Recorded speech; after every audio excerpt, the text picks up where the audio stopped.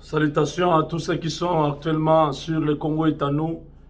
Bonne fête de Noël à vous tous qui êtes à Kinshasa, Lubumbashi. Vous êtes nombreux à Mbujimai, à Kisangani, à Mbandaka, à Bandunduville.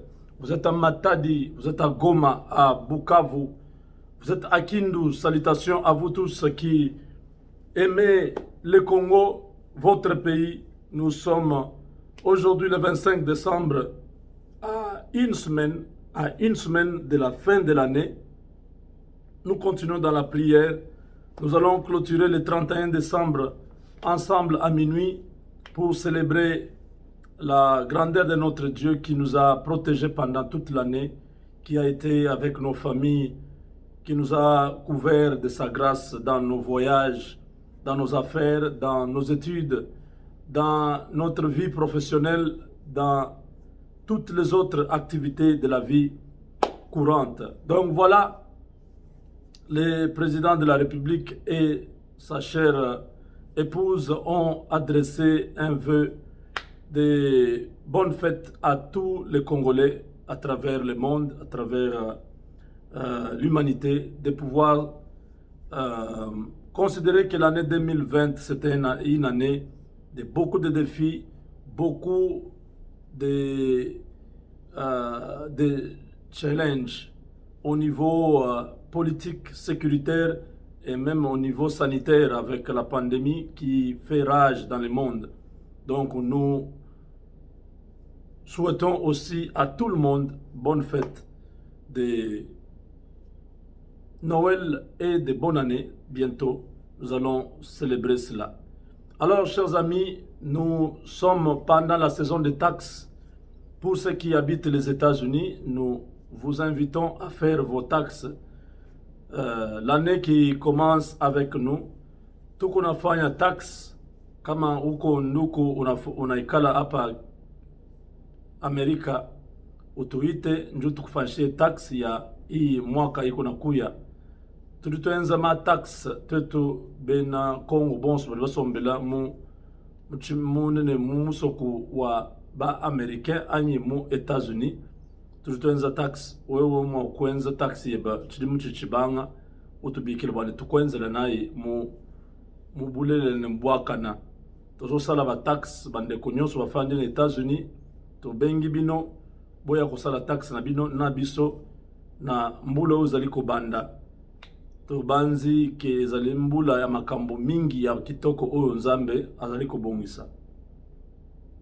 Chers amis, nous commençons avec l'actualité qui est ce matin un peu énervant, provocatrice si c'est l'actualité. Nous avons appris que les Rwandais, l'armée rwandaise, est sur le sol congolais depuis 48 heures. Ils ont installé une base militaire à Kibumba. Kibumba, c'est dans le nord Kivu.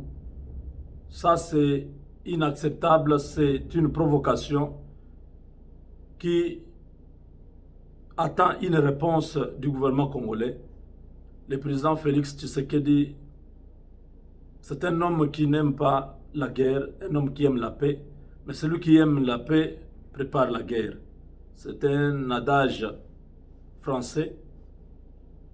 Si tu veux vraiment la paix, tu dois préparer la guerre. Parce que le Rwanda, depuis plus de 24 ans, n'a cessé de déstabiliser la RDC.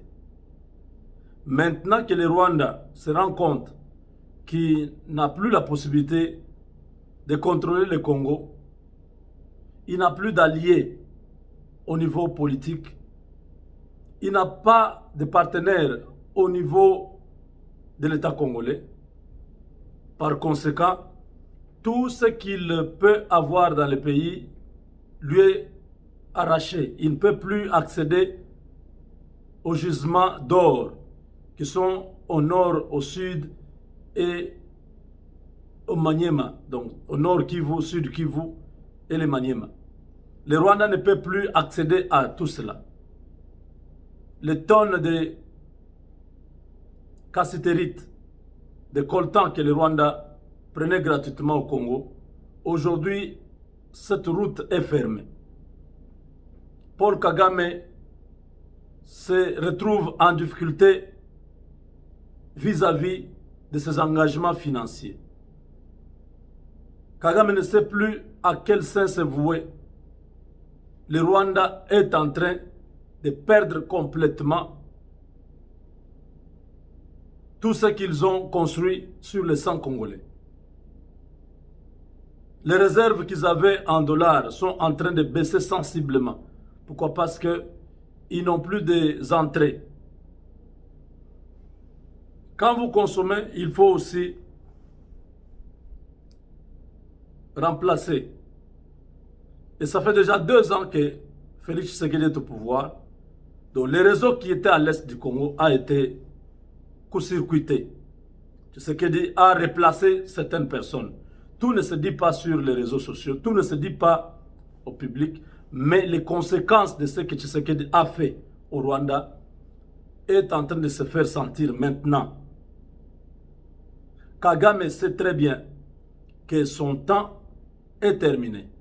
Il ne saura rien faire pour récupérer la situation du Congo. Il y a 1 mois et demi, Kagame a réuni ses généraux pour préparer un plan d'attaque par des groupes armés interposés de l'armée rwandaise.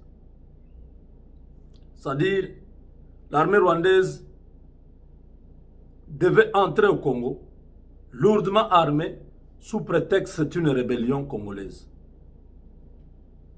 Et c'était le plan qui était monté avant la mort de Pierre Buyoya, qui vient de mourir, l'ancien président burundais, un autre Tutsi, qui a été chassé à l'Union africaine, qui s'est replié sur sa communauté. Mais comme au Burundi, il y a un autre président, Emmanuel Ndayishimiye, ils ne se sont pas entendus et Pierre Buyoya ne pouvait pas rentrer au Burundi. Il est allé directement au Rwanda. Ils étaient en train de planifier l'invasion de la RDC pour la 1e fois. Sous prétexte toujours de l'instabilité, les FDLR, et tout ça qui sont au Congo. Ça ne pouvait pas être l'armée rwandaise visiblement parce qu'ils ne pouvaient pas entrer avec les tenues militaires. Ils avaient déjà préparé tous ces groupes que vous entendez, les Ngomino, les Twaginero, les Red Tabara. Il y a beaucoup de groupes à l'est.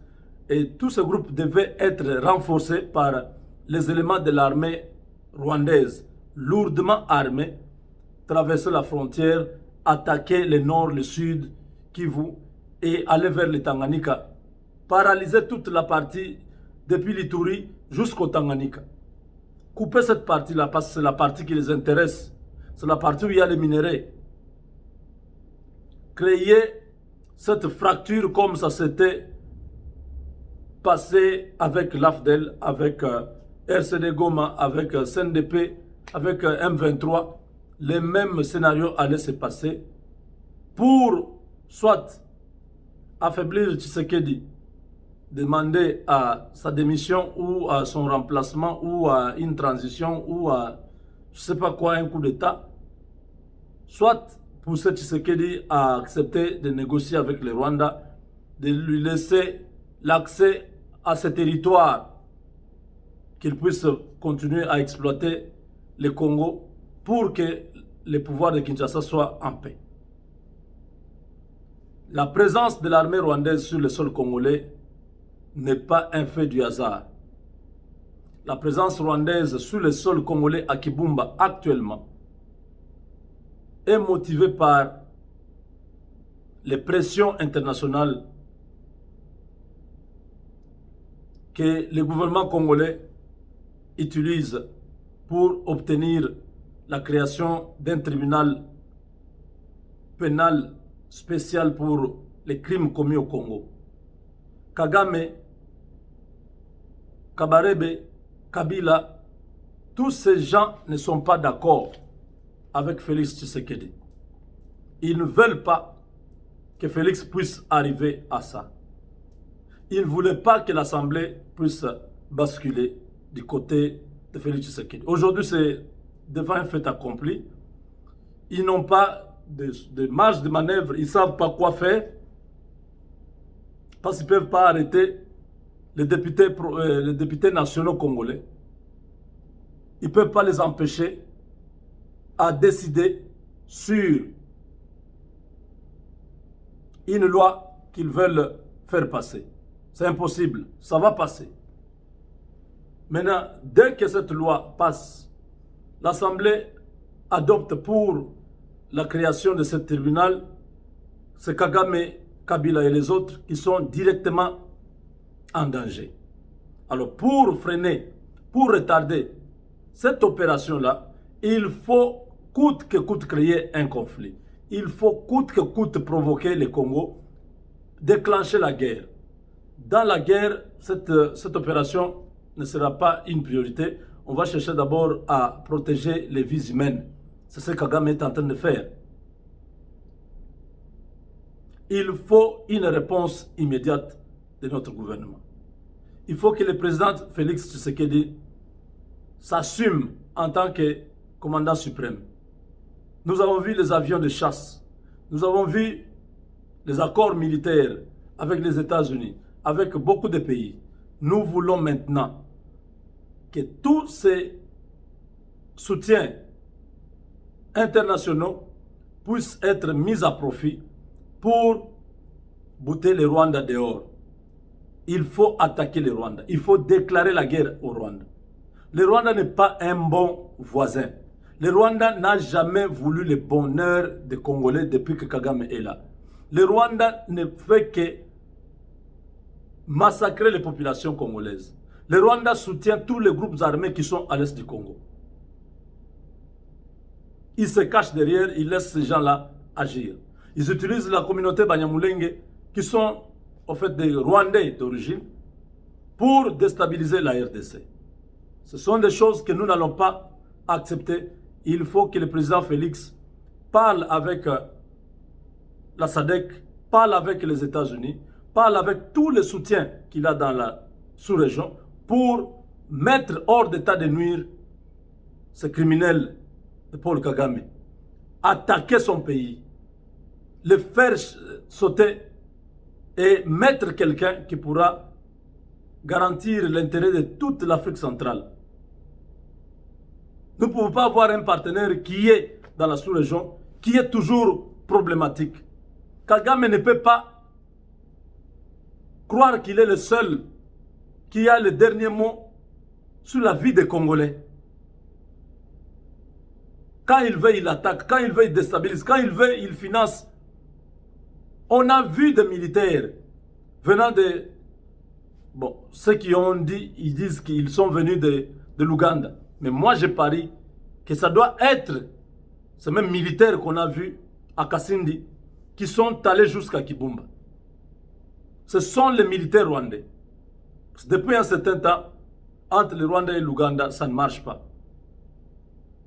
L'Ouganda a suspecté le Rwanda d'un coup d'État, d'un assassinat. Il a arrêté des responsables militaires et de la police. Il a fermé sa frontière. Maintenant, Kagame se sent coincé financièrement. Il doit coûte que coûte créer un conflit. Mes chers amis, que tous les Congolais puissent être armés. À l'est du Congo, on doit former au moins 1 million de jeunes. 1 million de jeunes originaires du Grand Kivu. Ils doivent être formés militairement, avoir la capacité de pouvoir aller attaquer le Rwanda s'il le faut. Il faut protéger les sous-sols congolais. Les jeunes de l'Est du Congo doivent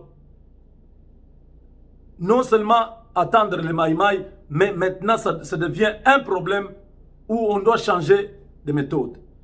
L'armée régulière, Enlevez tous ces gens qui sont dans l'armée de ce côté-là. Pourquoi? Parce que la plupart sont des Rwandais.